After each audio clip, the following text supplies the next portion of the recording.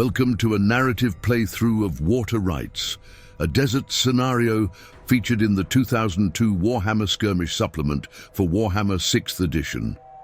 In today's game, a band of would-be crypt robbers, led by Soldier of Fortune Captain Salt, are dying of thirst in the desolate, sun-scorched lands of the Tomb Kings.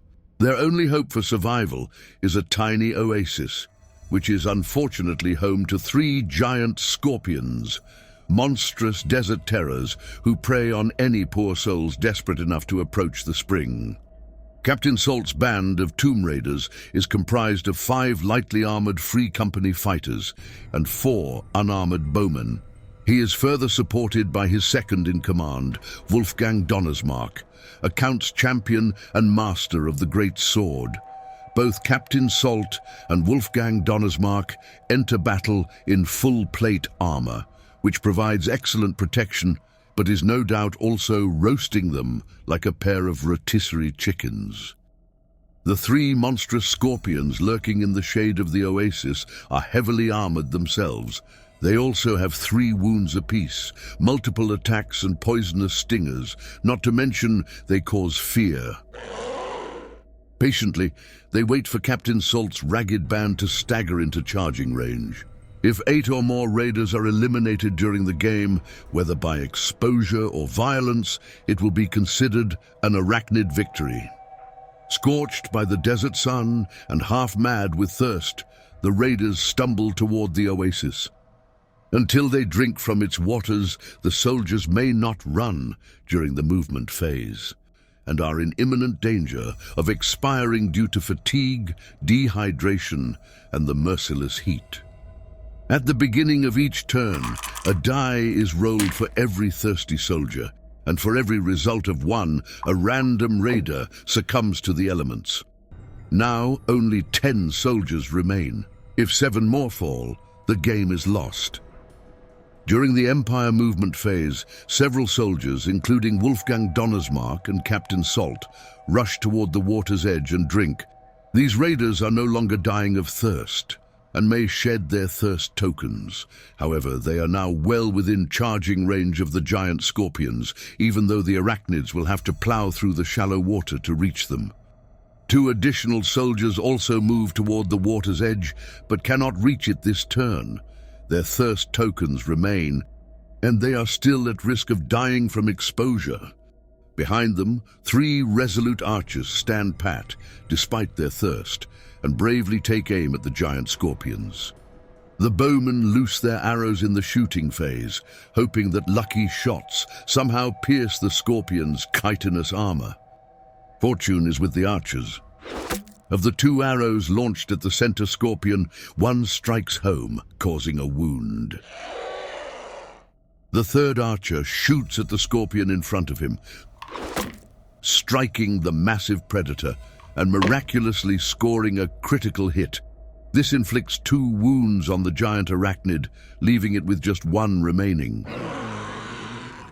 Whatever Captain Salt is paying the archers, methinks they deserve a raise. Not to be outdone, Captain Salt takes aim with his pistol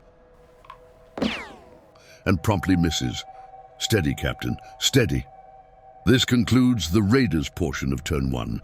Now the giant scorpions will begin their reign of terror. The arachnids barrel across the shallow waters of the oasis, charging the horrified raiders, who must now make leadership tests to avoid fleeing in panic. It has been decided by House Rule, however, that the stubborn Wolfgang Donnersmarck is immune to scorpion-induced fear, mainly because he's too arrogant to run away. His Free Guild companion is not so lucky and must take a leadership test to stand his ground. He fails miserably, however, and flees 9 inches away from the conflict. The soldier can try to rally next turn, but if he runs off into the desert, he is lost forever. Next, Captain Salt and another Free Guild fighter also need to make leadership tests. The captain goes first, easily passing his courage check and holding fast against the arachnid assault. The Free Guild militiaman fails his leadership test, however, and runs 3 inches away from the scorpion. leaving Captain Salt to face the monstrosity on his own. On the opposite end of the line, another Free Guild fighter also turns chicken, shouldering his way past the thirsty archers as he flees. It's a veritable stampede as 3 Free Guild militiamen run from the fight. Fortunately, the last remaining Free Guild fighter holds the line. Apparently he's made of sterner stuff than his comrades. And finally, Captain Salt gets to fire his pistol at the onrushing Scorpion. He misses, of course, even though the arachnid is the size of a wagon. In the melee phase, a charging Scorpion attacks Wolfgang Donnersmarck, hero of the Empire and master of the Great Sword. The giant arachnid scores 2 hits, one of them venomous. Rolling to wound, the Scorpion inflicts 1 regular wound and 1 devastating critical wound, which inflicts double damage and negates Wolfgang's armor save. Ouch! Donnersmarck does, however, get an armor save against the regular wound, which he fails. I guess his expensive plate mail isn't Scorpion-proof. Team Scorpion now gets to roll 3 times on the wound chart, taking the highest result. Sadly, for the Raiders, the mighty Wolfgang Donnersmarck is removed from play. Perhaps he should have stuck to fighting zombies. Next, the center Scorpion attacks Captain Salt, scoring a single venomous hit, which automatically causes a wound. But let's roll a die anyway to see if it's a crit, which it is not. Captain Salt had 2 wounds to start with, so now he's down to 1. Luckily, he's still alive to strike back. His close combat pistol shot misses, however. What's with this guy? Fortunately, the captain scores 1 regular hit, which inflicts a wound and pierces the Scorpion's armor. The giant arachnid now has just a single wound remaining.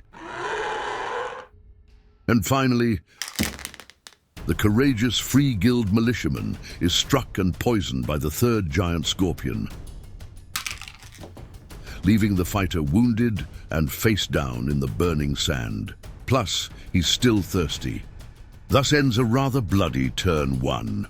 Let's see if the Tomb Raiders can turn things around at the top of turn 2. 5 of the soldiers are still dying of thirst and must check to see if they perish. Miraculously, they all survive. Next, 3 fleeing soldiers attempt to rally. The first does so and turns back toward the fight. A second runner follows his example, summoning his courage and pivoting back to face the desert horrors. However, a 3rd cowardly fighter does not rally and continues running toward the open desert. He is never seen or heard from again. On a more cheerful note, the stunned Free Guild fighter recovers somewhat and rolls face up. Now he can look his adversary square in the mandible. During the movement phase, 2 archers stumble to the water's edge, ignoring the Scorpions on either side. Did I mention that the bowmen are really thirsty? A 3rd archer moves 2 inches to the right and lines up a shot at an unengaged Scorpion. He's thirsty too, but he prefers his water arachnid free. The archer's aim is true, but sadly, the arrow bounces off the Scorpion's armored carapace. This 4th archer forgot to move during the movement phase, so he's doing so now. It's a friendly game after all. The bowman launches an arrow as he backpedals, striking the Scorpion and wounding it, only to be thwarted by the arachnid's armor plating. In the hand-to-hand combat phase, Captain Salt and his Scorpion battle ferociously, but inflict no wounds. Their brawl is a stalemate. This concludes the Raiders' portion of turn 2. 8 soldiers remain, which means they can only afford 4 more casualties. Will they survive the Scorpion's pinching pinches and stinging stingers?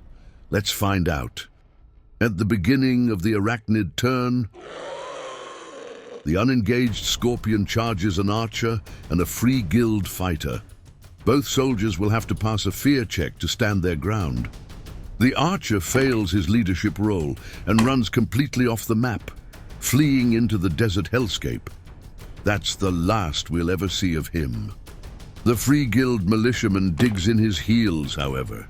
He'd rather die fighting than broil in the wasteland. In the combat phase, the Scorpion attacks the brave little fighter, but scores no hits. The militiaman strikes back, scoring 2 hits and inflicting a single wound, which the Scorpion fails to block. The Arachnid now has 2 wounds remaining. Next, Captain Salt wins the initiative against his Arachnid adversary and gets to strike first. The Captain scores 2 hits and inflicts a critical wound, bypassing the Scorpion's armor and ultimately knocking it to the ground. Hooray for Captain Salt! This downed Free Guild fighter does not fare as well, however, as he is automatically struck, subsequently wounded, and ultimately dispatched by his Scorpion opponent. The Raider casualties are mounting.